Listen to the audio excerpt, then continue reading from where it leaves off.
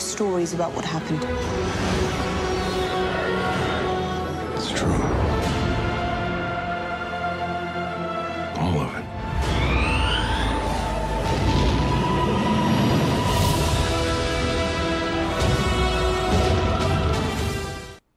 Hey everybody, welcome to the Star Wars Canon Library. My name's Brian. I'm the librarian here at the Canon Library, where we're keeping all of the canon in chronological order for you guys.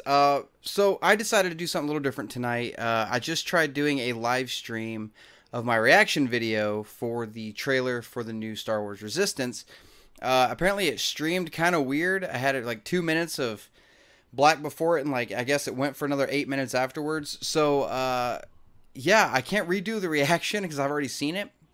But I decided I was going to try to play around with this a little bit, and I was thinking about it, and I was like, you know, it's been a while since I've even uploaded anything, really, like any content to YouTube, so I figured, screw it, it's a Friday night, let's sit and talk some Star Wars. So I figured I would just go live and say, screw it, let's just be very informal about this. I see Jay is watching. Yes, I am back. The stream was just really short earlier, but then for some reason, the DVR for that video got deleted, so there is no reaction video now to the Resistance trailer. So that's kind of a bummer. That kind of sucks because I was really looking forward to doing that all day long, but it is what it is.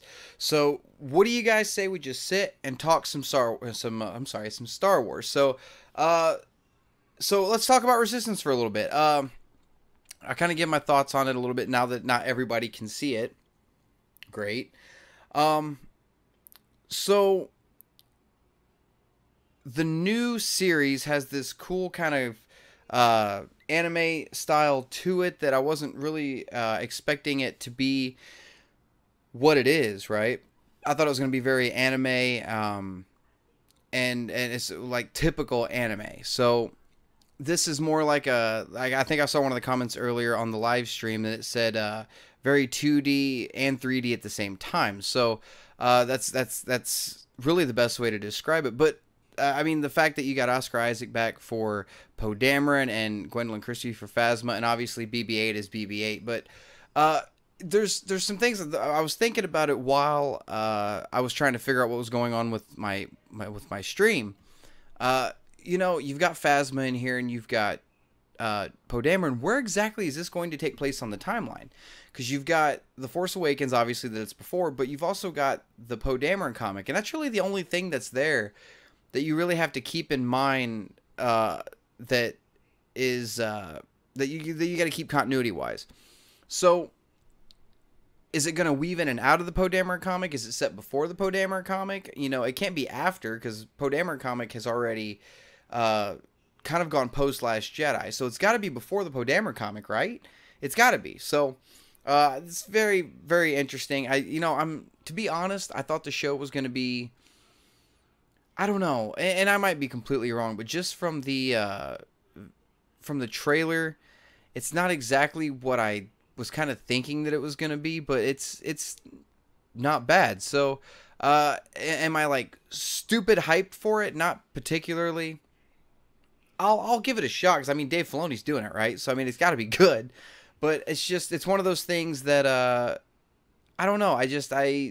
I'm having a hard time getting hyped up for it. So we'll see how it goes come October. I think it said October 7th is when it's being released. So I guess we're going to see. And I'm kind of surprised that it's releasing when it is, because I thought it was going to be like a one of the main releases for the Disney streaming service next year. I thought that I'd read somewhere that that's what it was going to be. Apparently not. You know, maybe I misread it or something, but the fact that it's coming out in October is kind of cool, that it's kind of taking the place of Rebels, you know, now that it's over. And really, Rebels is the main reason that I'm going to give this a shot. Well, actually, the Canon Library is really the main reason I'm going to give it a shot. But as far as the show itself, Rebels is really the only reason that I'm kind of looking forward to it as much as I am. So we'll see how it goes. It seemed a little too yippee to me, you know. But again, that's just me. It's just my opinion. My opinion doesn't even really matter. I don't even know why you guys listen to me. Got Jay watching. Are we back? Yeah, we're back. Jay says, love the color palette and design of the show. It is very, very different. It's very, I don't know, like the 2D, 3D thing just kind of described it best. I said during the reaction video earlier, which I guess nobody will ever get to see now, it kind of reminded me, not like identically, but it kind of reminded me of what was it? The Assassin's Creed Embers video that they put out that was kind of the end of Ezio Auditore de Firenze's life. Kind of that animation style a little bit. That one is more of like a painty, a painted art style though. But it did kind of remind me of that. But I'll give it a shot. So Jay says it's very rapid fire and not much context. That's true. There's not a whole lot there at all, where no one says a full sentence. You're right. It was kind of just boom, boom, boom, in your face, in your face, in your face. It's one of those you got to watch several times to kind of keep in mind what's actually going on, right? So let's see here. Be the Batman 1966 says, what do you think about the Gold Stormtrooper? I'm assuming you're talking about the Resistance trailer. I didn't see it in there. I must have missed that. Gold Stormtrooper. Yeah, let me know in the chat if that's what you're talking about. If it's in that trailer, because I missed that somewhere. Jay says, I think this is an inside look at the 1 hour premiere that will set the show up, set 5 years before The Force Awakens. Okay, so 5 years. So you're actually looking at about the time period where everything's going down. With, not saying that this is where they're going to touch on this. They're going to touch on it, but you're looking at the same time period then where Luke's training temple's being burnt. You're looking at when Kylo turns. You're looking at these big, because a lot happened in the universe right there. We don't know for sure that's where it happened, but we know we can take from context clues that that's what's going on there. Because I mean, Luke was only on the island for what, like 5-6 years. Bloodline happens 5 or 6 years before Force Awakens, and Luke was still running around the galaxy with Ben. So somewhere in that 5-year period is where Kylo turned and Luke lost his temple and all this stuff. So a lot is going to go down. I don't think they're going to touch on it in this, but it's around that same time period. If you've got Phasma though, why couldn't you see Kylo show up? It'd be kind of interesting. But yeah, that's if it's set 5 years before that is definitely before the Poe Dameron comic. Jay says, I'm expecting some goofy moments with Pixar typed adult themes peppered throughout. I wouldn't be shocked at all if that's kind of the route they take. Let's see. Larone CTHK47 says, I don't care for it. Sequel trilogy era is the one I like the least. You're not the only one that has that mentality. There's a lot of people that, you know what? I'm an idiot. I don't even know I'm listening to these. I can hear myself just fine. No, the sequel era, look, I know there's a lot of people that don't care for it. I know that. That's fact. I mean, there's no way getting around it. I'm not going to change their minds. You're not going to change people who loves it minds. That's the way it is, right? And there's nothing wrong with that. That's perfectly okay. But let's see, and then you go on to say, I did love the animation style, so I'll give it a shot. See, the animation is kind of like what's got me on the fence a little bit, but that's not necessarily a bad thing. But if you don't like the sequel era, the sequel trilogy era, which we really, remember, we can't call it a sequel trilogy era yet. Keep that in mind. Right now, it's just the sequel era, because we don't know what they're doing with episode 9. It might be episodes 9 and 10. It might be episode 9.1 and 9.2. It might just be episode 9. We don't know yet. Let's see here. But if you don't like it, that's fine. Look, I was not a fan of, and just like a lot of people, personally, in my opinion, I didn't jump on some bandwagon. I'm not saying you are, don't get me wrong, but I'm not a fan of wasn't a fan of the prequel trilogy, right? And I mean, I was like 11. Was I 11? I think I was I was 10. I was 10 going on 11 when the prequels came out, and I'd seen the classics already, and I love the classics. But even at 10 years old, I was like, man, these are crap. Like, the prequels suck. But now some of this new canon stuff has come out, and even some of the old EU stuff that I read kind of filled in the blanks a little bit, like some of the Darth Maul novels like Shadowhunter, stuff like that, kind of fleshed out the prequels a little bit. But these new novels, like Dark Disciple as an example, and the first part of Catalyst even, have really fleshed out the prequel trilogy in that time period in a way that I'm losing my mind over. Like, I'm reading Thrawn Alliances right now. And you keep flashing back to when Anakin and Thrawn met for the first time, which is closer to the end of the Clone Wars series, by the way. Ahsoka's already left the Order. Spoiler alert, if you guys don't know.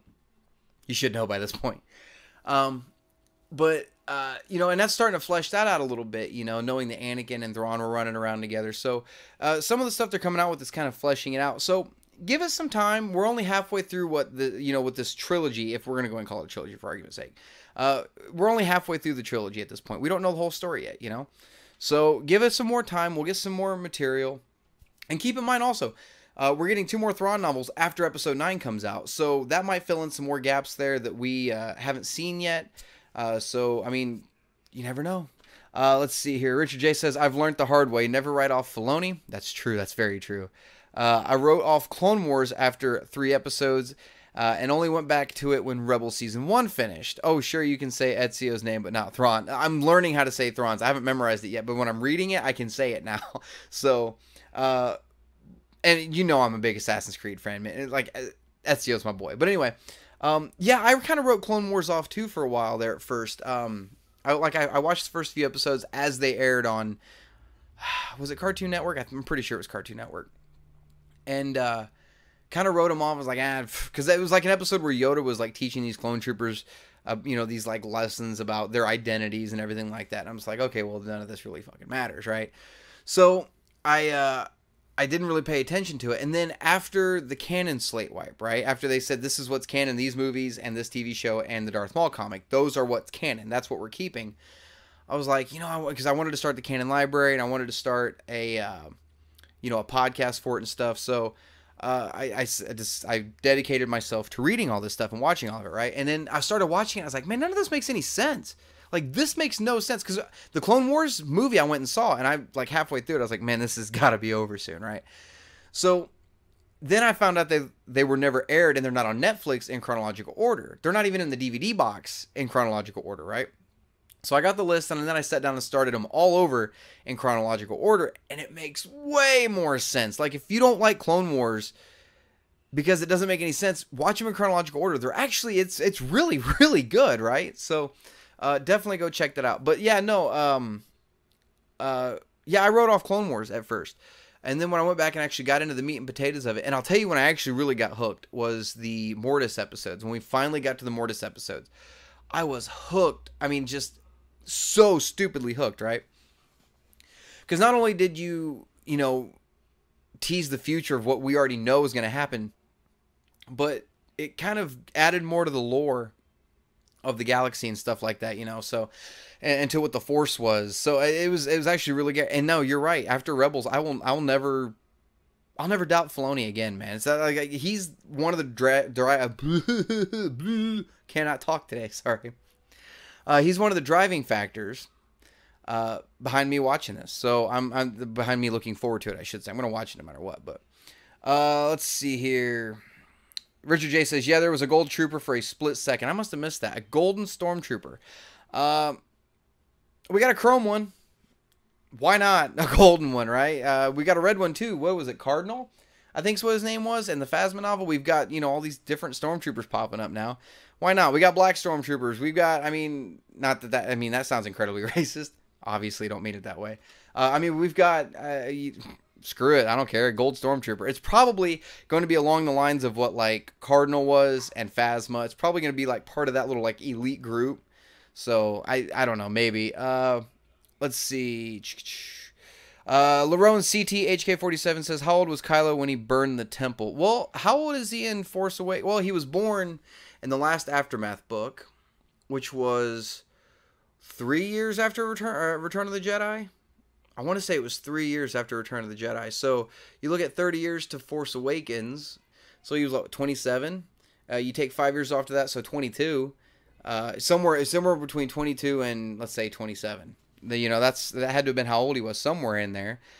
Jay says, I was a big fanboy for the 2003 Clone Wars. It was really good, wasn't it? Actually, I think I showed them to Kirsty like 2 years ago-ish. They're on YouTube. You can go on YouTube and watch both seasons, right? But what I liked about those and what I think we're going to see come up in this new Clone Wars series is it lead right into episode 3. Like, we saw Grievous kidnap the Chancellor, and we saw why Grievous was coughing the way he was. Mace Windu, you know, did that.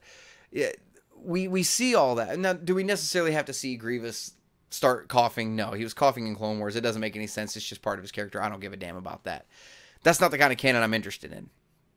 But there's certain things that have to happen in this Clone Wars series that have to kind of mirror that animated series a little bit. I mean, not necessarily mirror. You can tell the same thing in a different way without making the old animated one canon, which I wish to God it was. I absolutely wish it was. I mean, because Asajj is the one that gave Anakin the scar, right? Didn't he kill her in that series, if I remember right. It's been a while since I watched it. I need to go back and watch it again. But anyway, I'm pretty sure that that's what happened there. But yeah, no, they're like talking to the new Clone Wars. There's certain things that have to happen. I really think it's going to lead right into Episode 3. You're going to see Padme. Sorry, not Anakin. Obviously, we saw that in the movie. You're going to see Padme find out she's pregnant. It's going to happen. What else could possibly happen in Clone Wars? Look, I really like, for Clone Wars, I'd really, really like to see it go beyond Episode 3. And you see the clones kind of reacting to Order 66 happening from their point of view. Because we know what it looked like from Obi-Wan's point of view. And we know, Cody tried to kill Obi-Wan, so he didn't get the inhibitor chip out of his head. But, the other clones did. And you've got to see them reacting to, what are you doing gunning down the Jedi, stuff like it, because they're going to try to come for Ahsoka. And the comics that you had some of these older clones, one of the last batches, and this Jedi said execute Order 66, and they turned on the Inquisitors and started shooting him, so they're going to go for Ahsoka. There's so much good storytelling you could see there, especially ending Clone Wars on a note like that, where it's ending it on a dark note the same way Episode 3 ended, on a really dark note, right, for the galaxy. So I think that's some of the stuff we're going to have to see in Clone Wars. And I think we're going to see a lot of references, actually, to Son of Dathomir. Because in Rebels, Darth Maul... I shouldn't say Darth Maul. Maul was calling Ahsoka Lady Tano. So you got to see where he got that name from. Let's see. Jay says, I enjoyed the prequel trilogy when it came out, but I never really rewatched them. However, I think I'll enjoy it now, or more now, because of Clone Wars and the novels. I'm the exact same way. Yeah, no, the prequels were rough at best, right? For us, like, hardcore, like, old school Star Wars fans. And it just... The novels are what's saving it, in my opinion. Clone Wars did its part, but, like, Dark Disciple, I loved Dark Disciple. I wasn't looking forward to the novel Dark Disciple at all, because it was prequel trilogy. And the fact that I love that novel so much kind of helps me. I'm really looking forward to the new Clone Wars. I want to see how this is going to go. So let's see here. Ryan Shepard says, do you think Thrawn could show up in Resistance?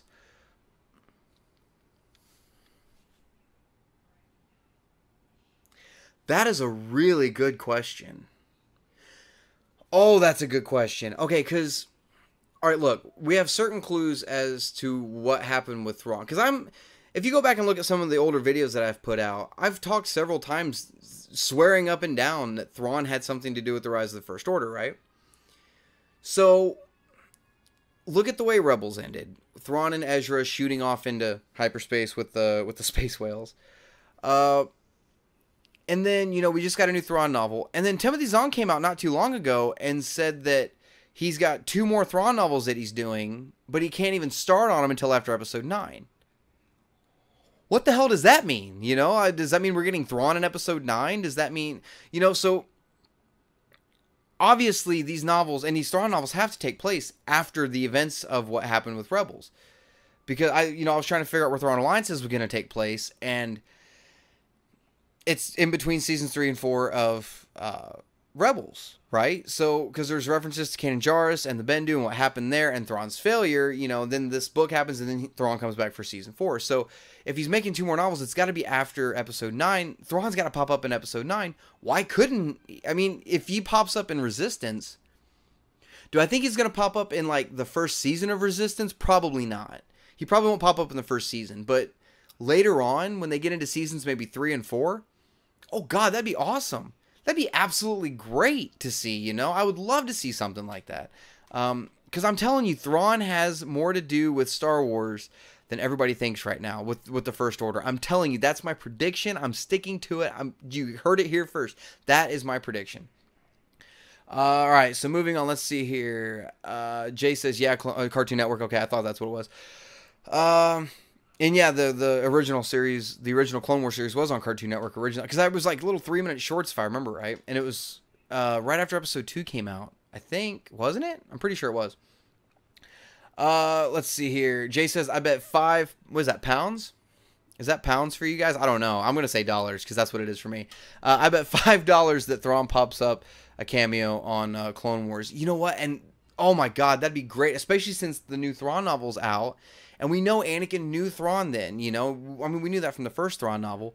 But to actually see it happen now, yeah, there's got to be some references to it. Even if he doesn't say anything and he's just kind of in the background somewhere and Anakin walks into a room and everybody just turns and walks out and you see Thrawn being one of them walking out. Like, that'd be freaking sick to see, right? So, oh, absolutely. I really, really hope he does make a cameo.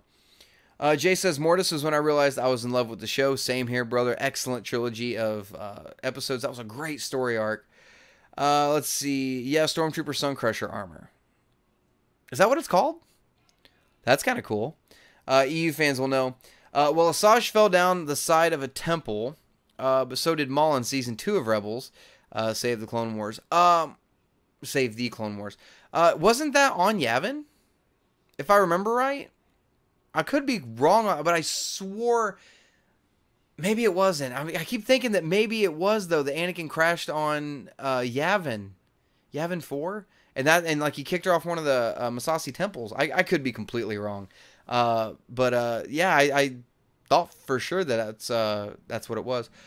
Let's see here. Larone CTHK47 says the best episodes in Clone Wars are my favorite thing in all of Star Wars. There is some really good stuff in Clone Wars, man. There's some really, really good stuff in there. The Mortis episodes, the Onderon episodes where we see Saw Gerrera for the first time, all the Yoda-centric stuff, and the last few episodes of the Lost Missions where Bane was made canon. You know, I mean, there's a lot of really good stuff in Clone Wars. Stephen Westaway says, just became a Patreon supporter. Hey, thank you, brother. I appreciate that very, very much. I really, really do. And just so you guys know, speaking of Patreon, I'm going to, shameless plug right here real quick. Like I said, the Star Wars Canon podcast is coming back on September 1st. I'm going to be releasing that right here on YouTube. Make sure to hit that subscribe button down there and the notification things. That way you know when we are uploading that episode. But it should be uploaded by 7 p.m. Central Standard Time every Saturday night. So, keep that in mind. But for the Patreon supporters, we've got a couple new things that I'm going to be putting out. One of them, all the spoiler reviews are going to be on Patreon from now on. I'm going to do some non-spoiler stuff on YouTube, but the spoiler stuff will be on Patreon. Journal of the Jedi with me and Cristalli is coming back, where we talk nothing but Star Wars comics. That will probably be either weekly or monthly. I'm not sure which way I want to go with that yet. I haven't decided yet, because not a whole lot of comics come out each week, so it's kind of hard to do, any, decent length of a show weekly for that. That might be a monthly thing. I'm not sure yet. That's kind of Chris's baby, though. He's the one that he's the one that came up with Journal of the Jedi. So I'll talk to him and let you guys know as we get closer to that. Then another one of the things that's going to be new on Patreon, we're doing novel discussions each month. I'm going to reread one of the canon novels, and we're going to do a live video and sit down and discuss it and talk about it.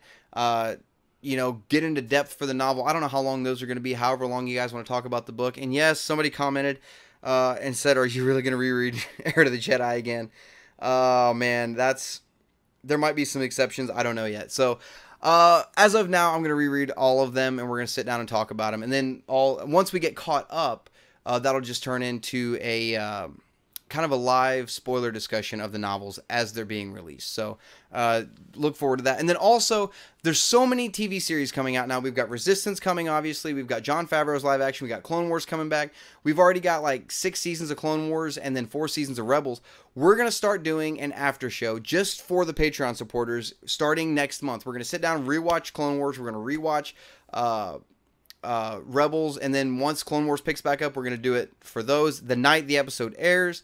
And we're gonna talk some Star Wars, some TV shows, guys. So whenever the Jon Favreau show decides to drop, we'll talk about that every week whenever the episode comes out. But that's going to be strictly for the Patreon supporters. So thank you very, very much for being a Patreon supporter, brother. I do appreciate it. That means more to me than you actually know. So thank you from the bottom of my heart. Thank you, man. Richard J says, yeah, the poster for Clone Wars has a clone trooper with Ahsoka's colors on them. When I was at the 2016 animation panel, they talked about that. Dave Filoni did talk about some of the stuff that he had in mind for Ahsoka, how Anakin gave her the 501st and everything like that to go rescue Mandalore, right? So, and then how she escaped Order 66. That's the stuff I want to see in Clone Wars, man. I'm so excited for it. Jay says the show will end after episode 3. Oh, I'm hoping to God you're right. I'm praying to God that we see the same events from episode 3 unfold again on Clone Wars. I'm getting chills thinking about what it'd be like to see Order 66 again from the clones' point of view. You know what I mean? So that's going to be absolutely great. Jay says, yeah, a pound is worth more than $1. Take the pound. I'm an American redneck, so I don't know global currency. Look, we're still using the freaking standard system, you know, not metric. When I was putting my Black Series figures on the wall when we moved into this house, I started using the metric system, and it's so much easier to count centimeters than it is, you know, every little 32nd of an inch. So let's see. Stephen Westway says, keen for your Canon novels reviews, that's for sure. Thank you, brother. I appreciate it. There's already a few you can go back on the channel and check out that I've put up. I'm really far behind on those, though, because we've still got... Well, God, what have I haven't reviewed several yet. Last Shot, Most Wanted, and then the new Thrawn novel I'm going to be reviewing very, very soon. So keep an eye out for those also. Jay says, anyone else's stream keep cutting out? Yeah, it was Yavin where Asajj fell. Oh, is it keep cutting out? I didn't realize that it was. Yeah, it doesn't say I've got any dropped frames. I don't know what's going on. Well, I'm sorry about that. Hang on. Let me try something here real quick. I didn't realize it was cutting out that bad. I'm glad you said something, though. Okay. Well, hopefully that fixed it. I guess I had a program running that I didn't know I had running. So, let's see here. Yeah, it was Yavin where Asajj fell. I thought that's what it was. I wasn't sure. Ryan Shepard says, do you think we will see a cameo for the Yuzhan Vong? Totally spelled that wrong in Clone Wars. Probably, if we're going to see the Yuzhan Vong at all, I don't think it's going to be in Clone Wars. I mean, I could be wrong. We got the Nogri now. I don't think we're going to see it in Clone Wars. We might see it later on, but I don't think it's going to be in Clone Wars. And personally, this is just my opinion. You know, you guys don't have to agree with me on everything. And, you know, it's easy. You can disagree with somebody and still get along, you know, respectfully disagree. I'm not that big a fan of the Yuzhan Vong. I always felt they were kind of a cop-out in the EU where, you know, you couldn't come up with anything else in the Star Wars galaxy to be the big baddie, so you had to bring something in from the outside. That they live... Jay, you always have to correct me on this. Remind me, they live outside the Force? Were they immune to the Force? What were they? I thought they lived outside the Force. So let me know which way that went. But I wasn't a big fan of them. I don't think they're going to pop up in Clone Wars. We might somewhere down the road, way down the road, get something. But God, that's a tough one to call. Richard J says, Sun Crusher is a gold color X-Wing sized ship in the EU. It fires a missile into a sun to make it go nova and wipe out the system. They can't blow it up, so they fly it into the sun. I didn't know anything about that. Just look, I'm not that big of an EU fan. I've read some of the EU stuff. I've really stuck with the Canon stuff more than anything. I mean, I don't know if you can see it over here. I think I got the banner in the way, but I'm rebuilding my EU collection. So, I don't know anything about it. Jay has read, well, I think you've read quite a bit of the EU stuff, if I'm not mistaken, haven't you? Hang on a second. Let me see if I can find one of the novels. Hang on.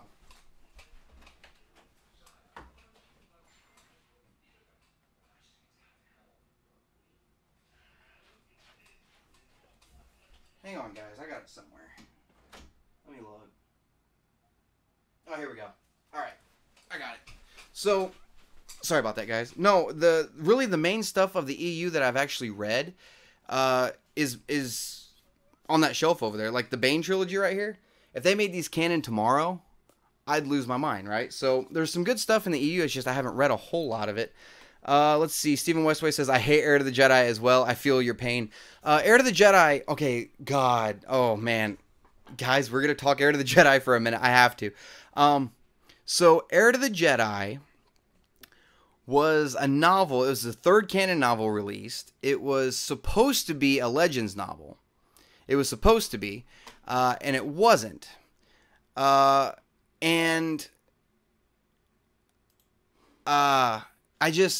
wasn't good at all. It was actually so bad. Look, it's the longest it ever took me to read a canon novel. Let me put it in perspective for you, right? So Lost Stars, my favorite canon novel, is the longest canon novel at this point also, right? But I read it the fastest. I read it in like a day and a half. I couldn't put it down. I stayed up all night reading it when I was supposed to be at work. I couldn't put it down. Heir to the Jedi took me 3 months to read. It really did. And there's a couple more that are down there at the bottom of that list too right now that I'm not a fan of, to be honest. But But Heir to the Jedi was supposed to be a Legends novel. It was supposed to be the third book in kind of a trilogy, I guess you could say, where it was supposed to be, it was a Han novel, a Leia novel, and a Luke novel. And I don't remember what the Han novel and the Leia novel were. Maybe Jay would know. Let me know in the chat if you remember what those novels were. But the Luke novel was Heir to the Jedi, and it was already in the middle of being published when the Canon slate wipe happened, so they just grandfathered it in, and it shouldn't have been. It was so bad, dude. I hated Heir to the Jedi so much. I cringe when I see the orange cover on my shelf up there. I cannot stand it. I just absolutely hate it. And if you liked Heir to the Jedi, there's nothing wrong with that. It's just for me, I couldn't get behind it. Let's see. Jay says where it sits out of reach of everyone. No, it's. Oh man. Jay says the only reason why Anakin wasn't at Mandalore was because he was sent to rescue Palpatine, though it may have some rewrites. That's true. Yeah, no, that's the reason he gave Ahsoka the 501st and said, go after Maul. You know, you got to take care of that. You have the rights to it, you know, and that's where the painted helmet comes in and everything like that. You know, Filoni talked a lot about it, and the way he talks about Ahsoka is, you know, the same way like a parent talks about their child, you know, and he loves that character and he wants her to go places. So I think we're going to see that. I think that is something we are going to see in these last few episodes of Clone Wars. Jay says they were not from outside the galaxy. Oh, okay, I thought they were. They were like the exiled from KOTOR 2 were stripped of the Force. Oh, okay. Okay. Well, I don't even care enough about him to know anything about him, really. So, fair enough. Ryan Shepard says, do you think the Kenobi film will happen? And if so, do you think it will be a trilogy and starting right after Episode 3? I think the Kenobi film was going to happen. I think it was slated to happen. And then the box office numbers for Solo came in. And I think that made Disney kind of pump the brakes for a minute and go, ooh, you know what? And I think they read it the wrong way. People didn't want a Han Solo movie. They want Kenobi. And so Disney, you know, I feel like they got trigger shy and decided to push it back. Because we just found out that there was a film in production that was going to feature Tatooine that got put on hold, right? And that was supposed to come out in, 2020? I think is when that movie was supposed to be slated. We knew about Rogue One years before it came out. We knew about Solo years before it came out. Why don't we know what the next standalone film is? Why are they keeping that such a secret? And it all goes back, and I hate to say this, and this is going to get me on another topic. I hate to say it, but it kind of solidifies and backs up that Episode 9 is going to be split into two movies. Episodes 9 and 10. If they call it 9 and 10, they better call it 9 and 10. It kind of makes me feel like 9 and 10 are going to come out a year apart back to back. I really think that's going to happen. But do I think it's going to happen? At some point, a Kenobi movie is going to happen. Disney knows the fans want it. Ewan McGregor wants to do it. He's the only one that can play Obi-Wan at this point. As far as being a trilogy, the only way I can see that being a trilogy is if they ended up taking it to 2 films a year. That's the only way. I think that is going to happen whether we want it to or not. Part of me is like, oh my god, 2 films a year, yes. And the other part of me is like, oh my god, dude, no, like that's too fast. Because you don't want to just focus on a different trilogy. I mean, you've got, how many films do we have in production now? We got Episode 9 right now, right? So possibly, let's just go with what we know. Episode 9, you've got, whether you like it or not, it's still happening, Rian Johnson's trilogy, so that's 3 more films. Benioff and Weiss are doing a series of films. They didn't say trilogy. They didn't say saga. They didn't say duology. They said a series, which, in my opinion, is 4 or more, right? So that's 8 films right there that we have in production that we know of, right? So you're going to have, if you want a Kenobi movie, you're going to have to either wait a while or go to 2 films a year. That's just all there is to it. There's no ifs, ands, or buts about it. It's one or the other. You know, so do I think it's going to happen? Probably at some point. Do I think it'll be a trilogy?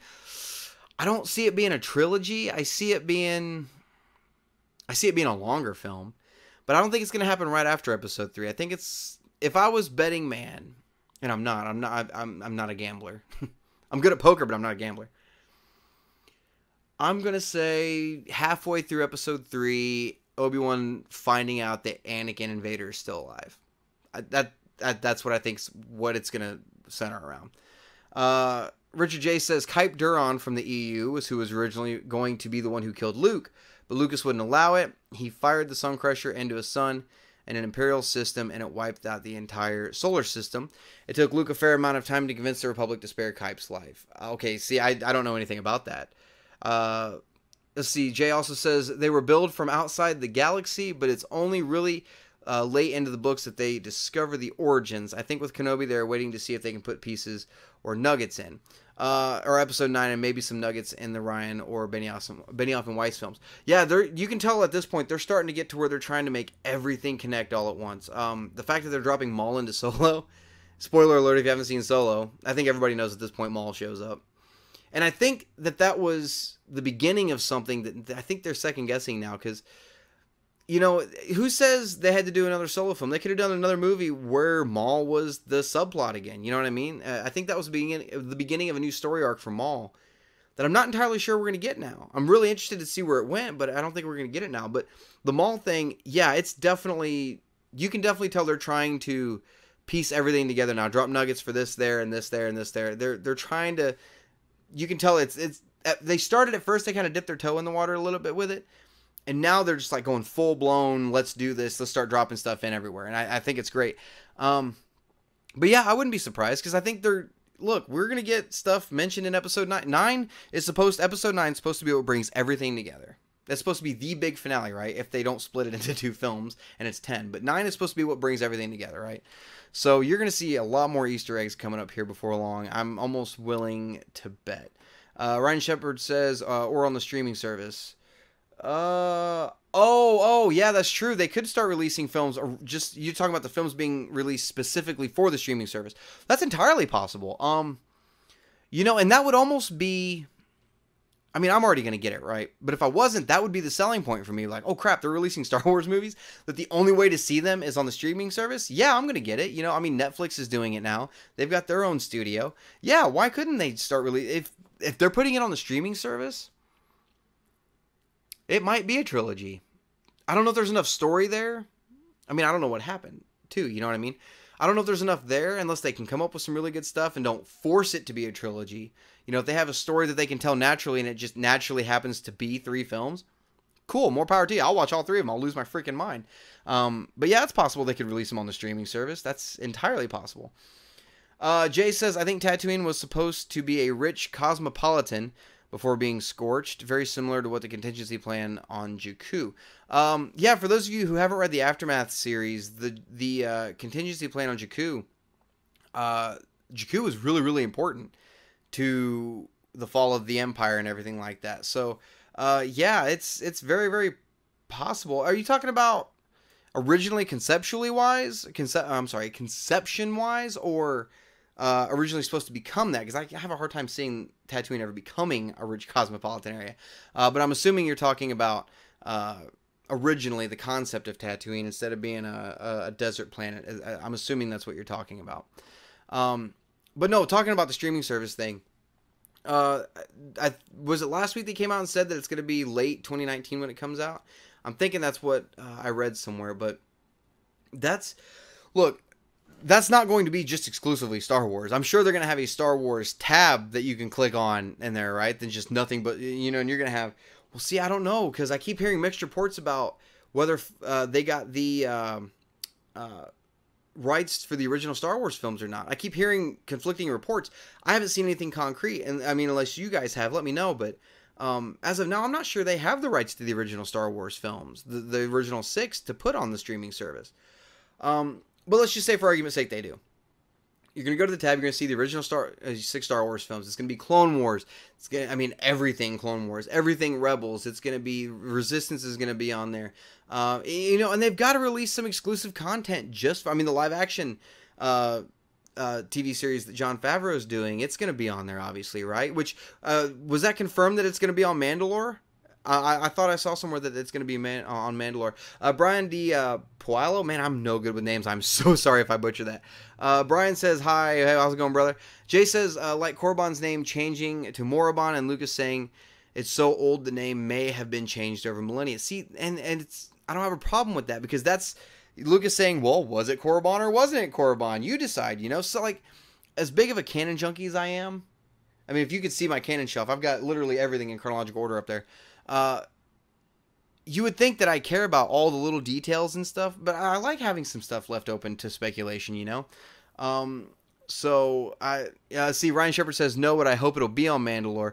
Oh yeah, no, me too, man. See, and what's weird is that was one of my biggest gripes about Rebels was I just felt like they kept going back to Mandalore over and over again. And at the time, I'm gonna get lynched for saying this, but I know I'm going to. I don't even know if I want to say it. I was getting sick of the Mandalore thing, and I didn't want to see Mandalorians anymore. Like, I was just not interested in it to a point, you know? And now that I'm hearing that this live action thing could be on Mandalore, that's something I want to see. That's some shit I want to see. And especially if it's set, what was it, right after Return of the Jedi, that's going to be freaking cool. We might see a Sabine cameo, because we know Sabine, we know from the end of Rebels, Sabine kind of left Mandalore. We don't know if she ever went back with Ahsoka. You know, I don't know if anything like that ever happened, but I mean, there's so much you could do with Mandalore.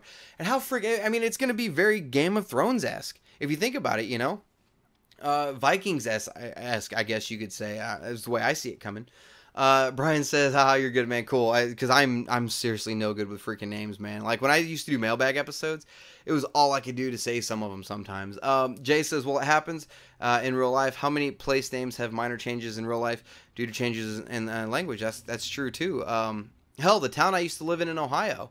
I'm going to say this town name, and I know none of you have ever freaking heard of it. Nobody, unless you're one of my friends that still lives there and you're watching.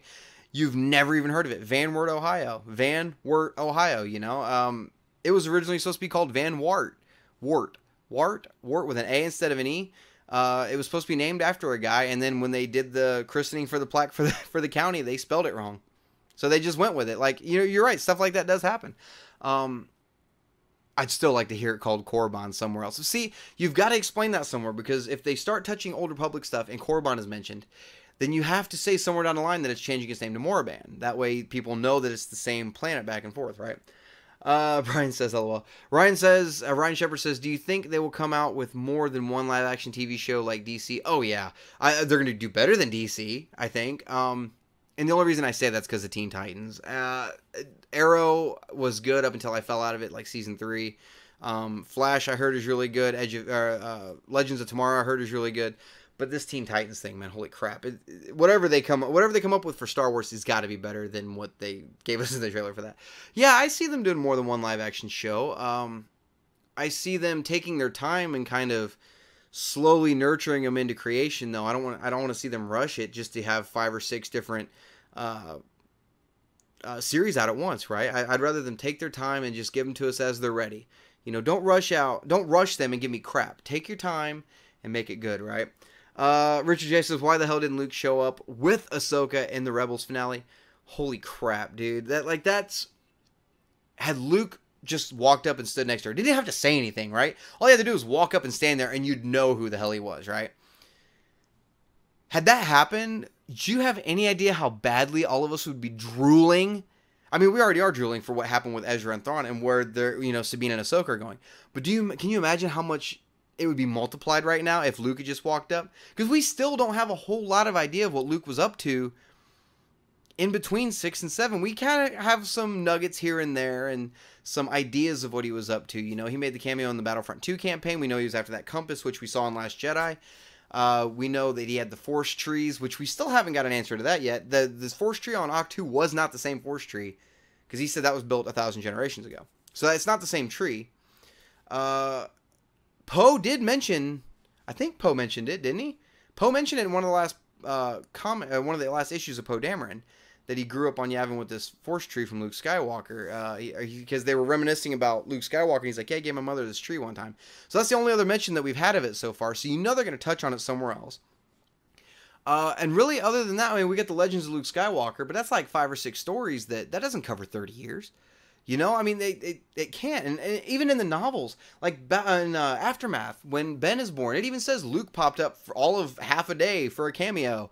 You know, just to pop in, see his nephew, and leave. That was really it. You know, like, even, like, he's out. Luke made himself so scarce, at least in the novels we've got so far, that it's stupid. You know, like, it's crazy how scarce he is. So, yeah, I would love to see that he was there with Ahsoka and that he had something to do with that mission, especially if he knows there's another Jedi out there somewhere that he could go rescue with Ahsoka. And you know Ahsoka, he's got to know of Ahsoka. At this point, if Ahsoka is still around, right? If she came back, she has to come in contact with Luke Skywalker somewhere. That's all there is to it. That has... Oh, sorry. I don't know how... That's probably really loud. I'm sorry, guys. That has to happen somewhere. It has to.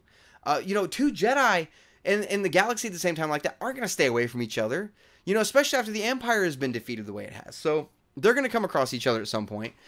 Jay says, I love Flash. Ryan Shepard says they should make a KOTOR live-action TV show.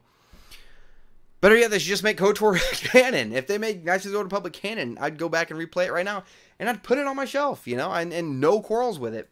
I'd love to, because right now the only pre-Phantom Menace stuff that we have that's canon is there's like a 6-issue story arc in the actual Star Wars self-titled comic of Yoda that was kind of before Phantom Menace. We've had the Darth Maul 5-issue run was before the Phantom Menace, and now, and I think that was it as of this moment, we've had some references to stuff that happened back before with the Dr. Aphra stuff and the archaeological, everything like that. But now we're going to have this new novel coming out, Claudia Gray's next novel, Master and Apprentice, Obi-Wan and Qui-Gon novel.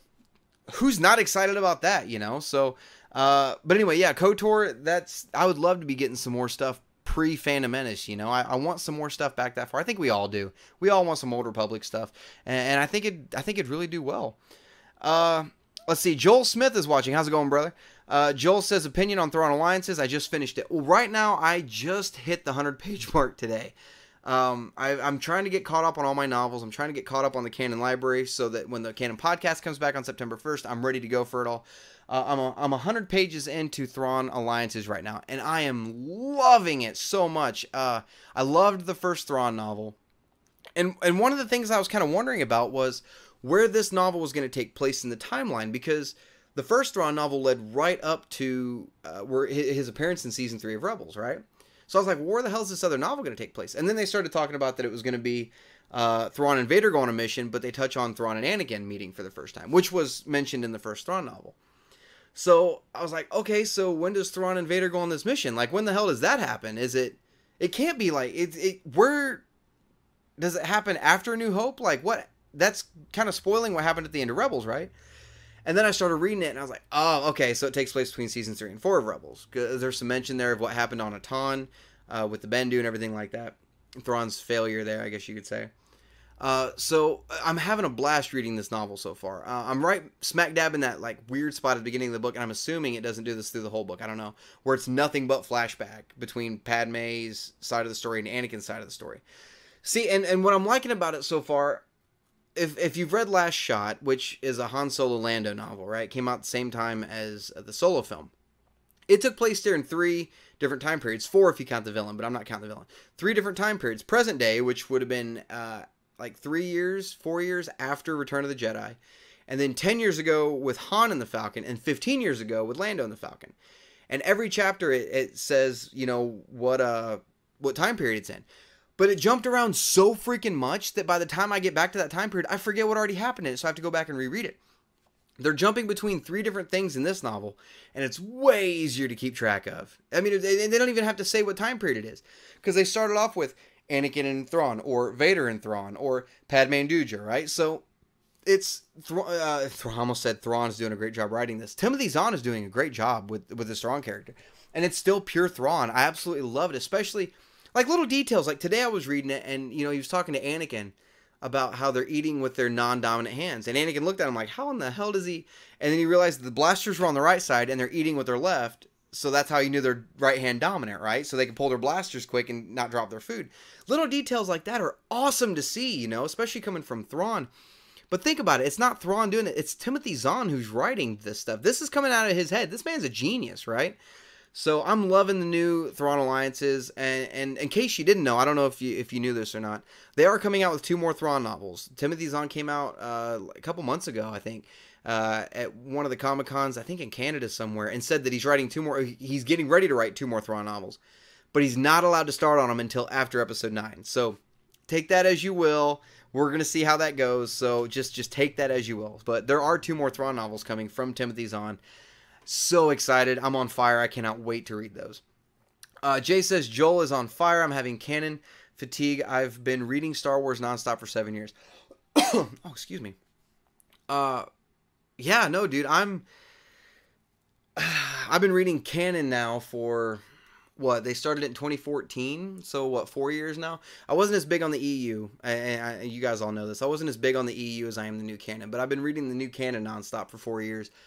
And I'm not going to lie, it does get a little... There's fatigue that sets in once in a while. That does happen. Somebody asked me on a mailbag one time, do you ever get tired of doing the canon, or reading all the canon stuff all the time, all the comics, all the novels? Is it hard to keep up with it?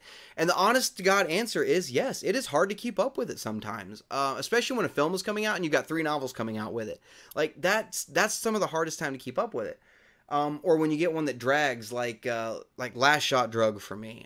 Most Wanted ended up dragging for me. And I'm not going to talk about Heir to the Jedi anymore. But when you come across one of those, like, just really hard books to get through, it makes you, sometimes it makes me question doing what I'm doing, right? But then I get on here and I get to talk to a bunch of guys that are reading Star Wars too. We can just nerd out together. Nobody's judging each other on their opinions. Absolutely love it. This right here, talking to you guys, is why I'm keeping up on all that stuff and why I love doing it, you know. And like, I'm itching to get back into the Canon podcast. I can't wait. Like, it's 2 weeks from tomorrow's when the next episode is airing, and I'm getting kind of anxious because I'm trying to throw all this extra stuff together and everything, and I'm working on some extra stuff for it to kind of make it stand out now. So, yeah, it's fun, but I'm reading Thrawn now, and I thought after reading Last Shot and going into Most Wanted that reading Thrawn, even though it was a Thrawn novel, that I was going to be like, oh, more Star Wars, oh my God. I'm buzzing through Thrawn. It depends on whatever book it is that I have in my hand, you know? So, the fatigue does happen once in a while. I'm with you on that, but it's not really that bad. Brian says, I wish Darth Maul Shadowhunter was made canon again. Love that book. That is one of the EU novels that I did read. That was the one where, oh God, I can't think of the guy's name though. But it was like this, if I remember right, correct me if I'm wrong, okay? Because this is just what I remember from it. I've only read it twice. This is what I remember from it. There was a guy that had a Jedi with him that had like a yellow lightsaber, if I remember right. I think it was yellow. But anyway, Darth Maul was trying to hunt this guy down. And like at the very end of it, not to ruin the book for any of you who haven't read it, but because this is really the big scene that stands out the most in my head. At the end of it, the guy thinks he's safe. He's in his apartment, and then he hears the chime on his door or something like that, and he opens it, and Darth Maul's standing there, and then Darth Maul like beheads him. Like, that's the only thing I really remember from that book. Let me know if that's the one you're talking about or not. I'm pretty sure that's the one. But that was a great book. I remember, like I said, I don't remember all the details from it, but I remember once I got done reading it, I was like, man, I had a blast reading it. I remember the emotion of having a blast reading it. So, let's see here. Rich J says, I think I just lost it. Where are we? Here we go. Jay says, I'm about 100 pages into Thrawn, and I abandoned Last Shot, the Bomber Squadron book, that 40 Years book. Oh, the 40 Years book. Okay, so you're about the same spot I am with Thrawn. You abandoned Last Shot. That one's a really hard one to get through. It really, really is. The Bomber Squadron, I appreciated Bomber Squadron for what it was, especially when it started touching on the Last Jedi stuff. I kind of got into it. And then when I read the novelization of Last Jedi, and like the second chapter is the entire last chapter of Bomber Squadron, just same dialogue, just kind of written differently. But I can see where you're coming from, if that makes sense. I personally enjoyed it, but I can see where you're coming from. How it's just... Rose isn't a character a lot of people love. If I got Christopher Stolle on here right now, he would tell you how much he loathed the character of Rose Tico. But I kind of appreciate, at least I can say I appreciated it for what it was because I tried to, you know. And the 40 Years book, Certain Point of View, that one, look, the hardest part of From a Certain Point of View, I'm sorry, it's called From a Certain Point of View. The hardest part of that novel was the Cantina. Because like half of that novel in the middle of it, all those short stories, is Cantina. Like, I was like, okay, I get it. Like, and I should have known going into it that they were going to put that many stories for the Cantina in it. Because think of how many aliens were in there and how many backstories could have been going on. We should have known going into it that was going to be a big part. But once I finally got out of it, it's like, oh, thank you, God, you know. So, I didn't mind From a Certain Point of View. There were some certain things in there that kind of caught me off guard that I was just like, what? Like the story with Tarkin and the Stormtrooper? I'm not going to get into it, but it's one of those things where it's like, what? So you got to take those stories with a grain of salt because it's called from a certain point of view. And we know where that came from with Obi-Wan telling Luke, well, I didn't technically lie to you. It was from a certain point of view. This is my truth, you know? So you gotta take those stories with a grain of salt. Let's see here. Ryan Shepard says, I loved Last Shot. Oh, that's great, man. That's great that you loved it. The premise of the story was really cool. The villain was really cool. Faizan Gore, he was a great villain. I mean, especially as he's becoming who he is when he starts, you know, cutting his friend up and stuff and adding the droid parts. I was just like, oh my God, are you serious? Like, he was a great villain. It's just, I feel like one of my biggest gripes, and like, it's nothing really, but one of my biggest gripes with it, right, was the author, I think his name, what was his name? Daniel Older. He put the word ass or some form of ass in that book way too many times. When have you ever heard Han say, I just saved your ass? Or Lando say, you know, oh, our asses are on the line. When have you ever heard that? You know, so that was not the main problem I have with that book, but it was just one of them. But the novel had a great premise. It had a great premise to it. I'll give it that. Jay says, I'm sick to death of the time jumps. Yeah, I just find it jarring. I'm disappointed Zahn has done it. However, it is easier to follow by showing Anakin and Vader. Last Shot was just infuriating. Yeah, no, Zahn's time jumps aren't bothering me that much. I'm actually having a lot of fun with them.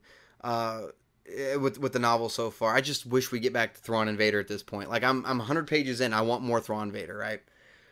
So, and I looked at the first couple lines of the next chapter I'm getting ready to start, and it starts with Padme and, you know, and Dooja, and I was like, or not Dooja. Well, if you read the book, you know what I'm talking about. It starts with Padme. Let's see here. Ryan Shepard says the villain was so unique to canon. He was. He really, really was. And if I remember right, he was Utapawan. If I remember right, and you're right. He was very, very unique. You've never had a villain that was. What's the word I'm looking for? I don't want to. I really just want to call him Frankenstein. I want to call him the Dr. Frankenstein of the Star Wars galaxy. Because, I mean, he even had droids that were part Wookiee.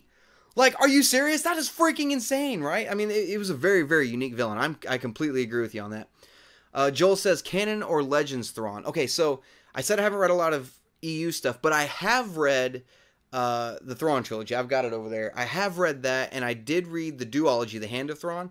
I read that. And really, they're both really, really neck and neck. And I can't believe I'm saying this. I might get lynched by Jay. I might not. I don't know. This is just my opinion. I love Thrawn in canon.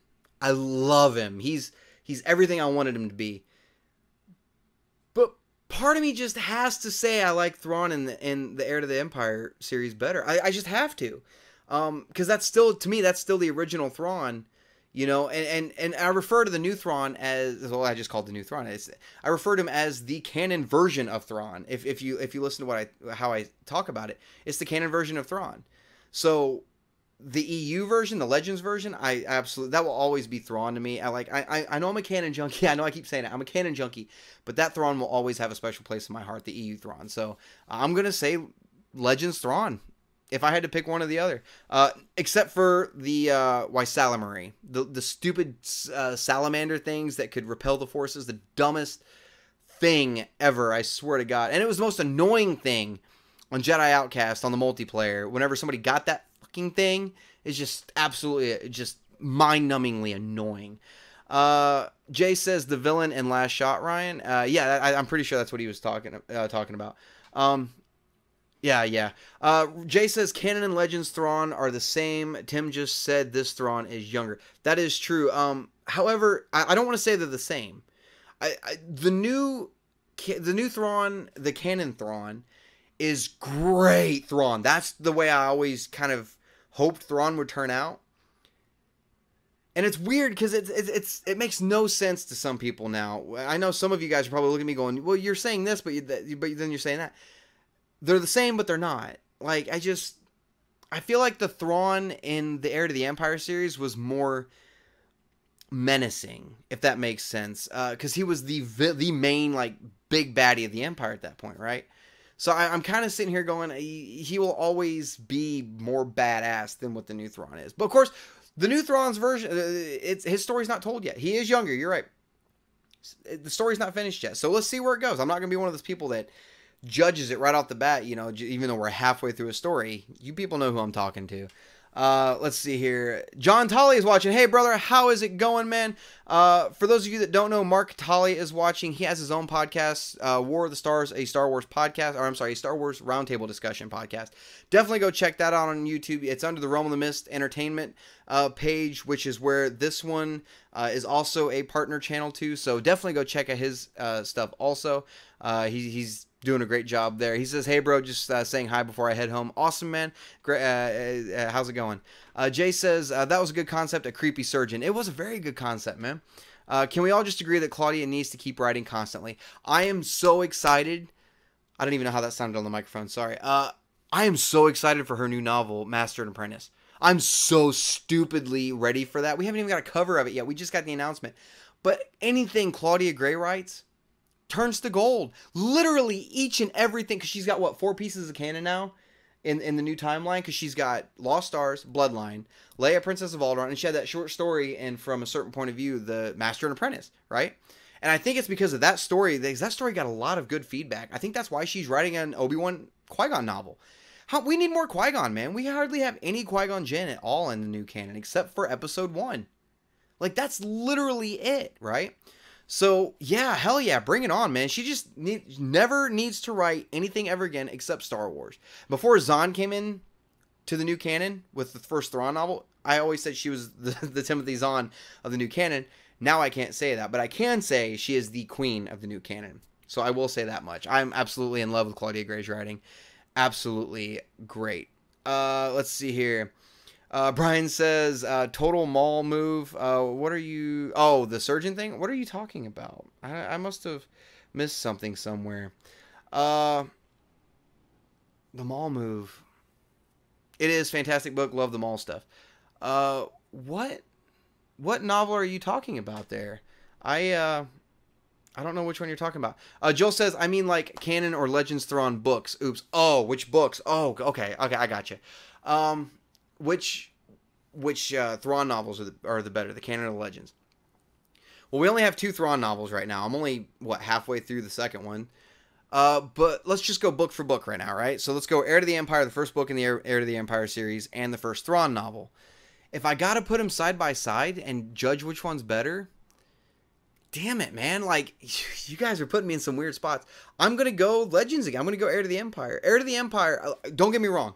I loved the new Thrawn, the first Thrawn novel, the canon novel, Thrawn. I absolutely loved it. It's way up there on my ranking list. It's way, way, way, way up there. And this new one's going to rank up there with it. But part of me has to put Heir to the Empire above it. I have to, because that was one of the first, I think that was the second EU novel I ever read. First was Shadows of the Empire. And then next was Heir to the Empire. And it was, the story had more going on in it than what the Thrawn novel did. The Thrawn, okay, like, Heir to the Empire didn't focus solely on Thrawn. Like, he was there, he was the villain, right? But it didn't focus solely on him. You know, you had the Luke and Mara Jade stuff going on. I mean, you had all this other stuff. But it was... The Thrawn novel, the new Thrawn novel, focused solely on Thrawn, which isn't a bad thing. I wanted more Thrawn, you know. The way he pieced stuff together was just absolutely great, and that's really what the first Thrawn novel was just kind of a character study on the Thrawn from the Legends novel. But if I got to put them side by side, I'm going to say Heir to the Empire was the better novel over Thrawn, but it's like right there. Jay says, I don't mind Rose. Back to Rose Tico. I just think her innocence and naivety, that's one of those words that for some reason I have a hard time saying, needs to be a casualty from war. That's true. I think the only reason why they put so many Cantina scenes in is because at the time of writing, Disney didn't own the rights to the original trilogy, so they couldn't say Han shot first. I wouldn't be surprised that they go back and change the original trilogy once the deal with Fox is signed. Well, as of right now, the Han shot first thing, the only part of that that's actually canon is Pablo Hidalgo came out and said the only part of that that's canon is that 2 people went into that booth and only 1 walked out alive. That's all it's canon. But right now, like, I hate to say it, you got to go based off the film because you're watching it happen, right? So I hate to say it, but yeah, that's because I'm one of those people that's like, Han shot. There is no first, right? Han just shot. In order to be first, both of you have to shoot, and Greedo never shot. So Han shot, right? But if you're going by canon, it's he shot first or he shot second in the film. Let's see. Oh, the recent Vader comic with Tarkin, fire. Oh my God. Okay, so you're talking about the issue where they're both on the same planet and Tarkin's got a team of guys hunting down Vader. Like, holy. Okay, look, excuse my language. I have to go there. Holy fucking shit. I started reading that novel. I think it was the annual, right? I'm pretty sure it was the annual. Annual number 2. Holy shit, dude. That was a great comic. Oh my God. He had a fucking dinosaur wing as a cape. Are you shitting me? Like, that was a great freaking comic, you know? And the fact that Tarkin won. Like, Tarkin won that. Like, Tarkin won. Like, think about that for a second. Vader against Tarkin. Tarkin came out on top. Not at first, but he came out on top. Absolutely. It was a brutal freaking comic. Absolutely loved it. Battle damage Vader being hunted. Like, that's freaking awesome, dude. Ryan Shepard says, this has been a great live stream. You should do more, but I gotta go. Right on, brother. Thank you for tuning in. I appreciate it, man. Thank you so much. And yeah, we're definitely going to be doing more of these, man. Definitely. I'm having a lot of fun doing these with you guys. Take it easy, brother. I'll see you next time. Richard J says that Thrawn trilogy ended up being like 9 books in the end. That's true when you start counting what, like, the Hand of Thrawn and what else? Because I knew there was a duology. Remember, I haven't read a lot of the EU, bud. I knew it was the trilogy, and then I knew he had the duology. Was it the Hand of Thrawn? No, Outbound Flight. Outbound Flight was part of that too, wasn't it? If I remember right. Let's see. Jay says she made a book about a teenage Leia. Interesting.